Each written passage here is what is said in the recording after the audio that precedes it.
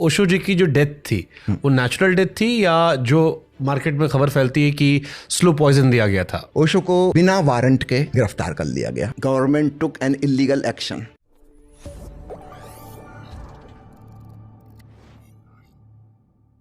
ओशो जी की जो डेथ थी वो नेचुरल डेथ थी या जो मार्केट में खबर फैलती है कि स्लो पॉइजन दिया गया था? मैं आपको 2-3 बातें बताऊंगा, फिर कंक्लूजन दूंगा। 2 प्रकार की खबरें फैली हैं। एक है कि अमेरिका ने पॉइजन दिया था, उसकी वजह से उनकी मृत्यु हुई, और दूसरी खबर फैलाते हैं लोग उनको शिष्यों ने ही उनको मार डाला। ठीक है, अब मैं आपको बताता हूँ पूरी कहानी।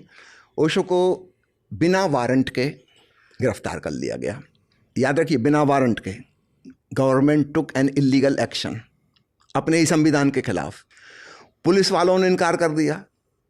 पुलिस वाले कहेंगे पहले मजिस्ट्रेट वारंट देना भाई, तब किसी को गिरफ्तार करें, ऐसे कैसे गिरफ्तार कर लें। तब उन्होंने मिलिट्री को बुलाया। सरकार अपने ही संविधान के खिलाफ जा रही है। एक निहत्थे आदमी को पकड़ने के लिए मिलिट्री वाले आए बंदूक के लिए, है ना। ओशो को गिरफ्तार करके उन्होंने 12 दिन अलग अलग जेलों में रखा।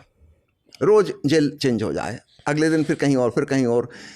ओरेगन की राजधानी है पोर्टलैंड, तो एक्चुअली तो वहाँ कोर्ट में सुनवाई तो वहाँ होगी, मगर सरकार को पता है अगर कोर्ट में जाएंगे तो वहाँ से तो छोड़ दिए जाएंगे, कोई अपराध तो उनका है नहीं।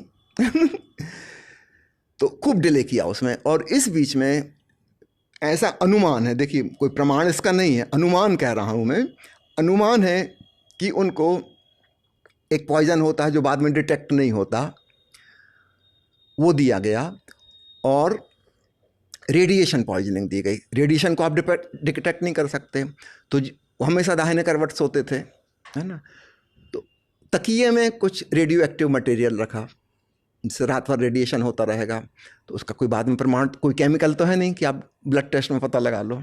रेडिएशन हाँ या चला गया, लेकिन उसके इफेक्ट छूट जाएंगे। तो 12 दिनों में रेडिएशन पॉइजनिंग उनको दी गई, ऐसा अनुमान है, क्योंकि इसको सिद्ध नहीं कर सकते, ना ही कोई असिद्ध कर सकता। लेकिन बाद में जो प्रमाण मिले उनको इस प्रकार की तकलीफें दाहिने तरफ शुरू हुई, कंधे में शुरू हुआ, गर्दन में शुरू हुआ, दाहिने तरफ का जबड़ा, दांत, कान में दर्द, सब एक ही तरफ, जो तकिए से एक्सपोज जितना एरिया होता है।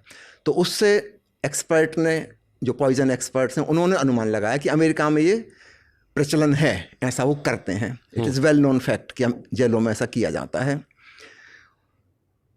और नॉन डिटेक्टेबल पॉइजन्स आते हैं जो इमीडिएट जान नहीं लेंगे।